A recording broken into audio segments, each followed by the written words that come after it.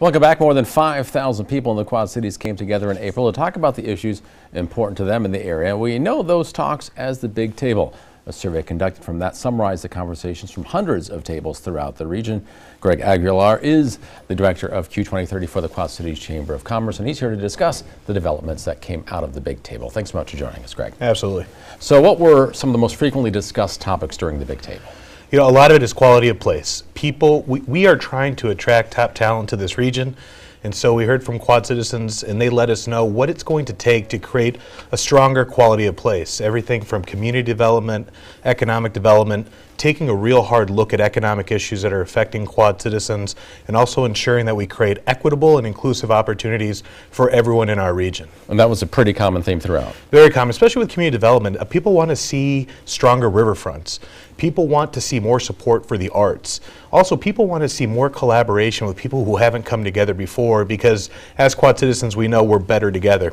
What are some of the ways the community responded to the Big Table? So we have very strong work groups. We have 8 very strong work groups. One of them is focused just on the Mississippi riverfront. Another one is looking at the I-74 corridor, everything from Interstate 80 all the way to the Moline Airport. What is that going to look like? So we're able to attract new people, including the Iowa and the Illinois Department of Transportation, some key engineers, government leaders, so that we can actually look at what should this look like to be a more attractive region, especially if you're driving through. But another big one that's really starting to happen is there's a lot more happening when it comes to diversity and inclusion. We saw One Human Family with their yard signs that were saying all people are welcome, and so now they're doing that into the businesses because they want to show that we are welcoming and inclusive, well suited.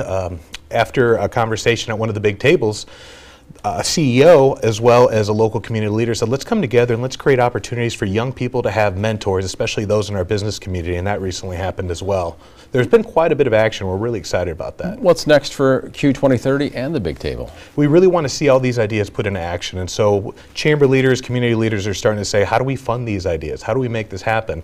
We're fortunate that we have great foundations that are really putting money behind a lot of these ideas, but some of the bigger stuff, when it comes to an iconic riverfront, that's where we're going to have more conversations and bring more people in to see how are we going to fund it and what's it going to look like, but most importantly, always thinking about what Quad citizens want and then doing what we can to make that happen. A lot of discussion still continuing. Greg Aguilar with the Quad Cities Chamber of Commerce, thanks for being here. Good luck with everything you're doing. It's great to talk to you from time to time, certainly.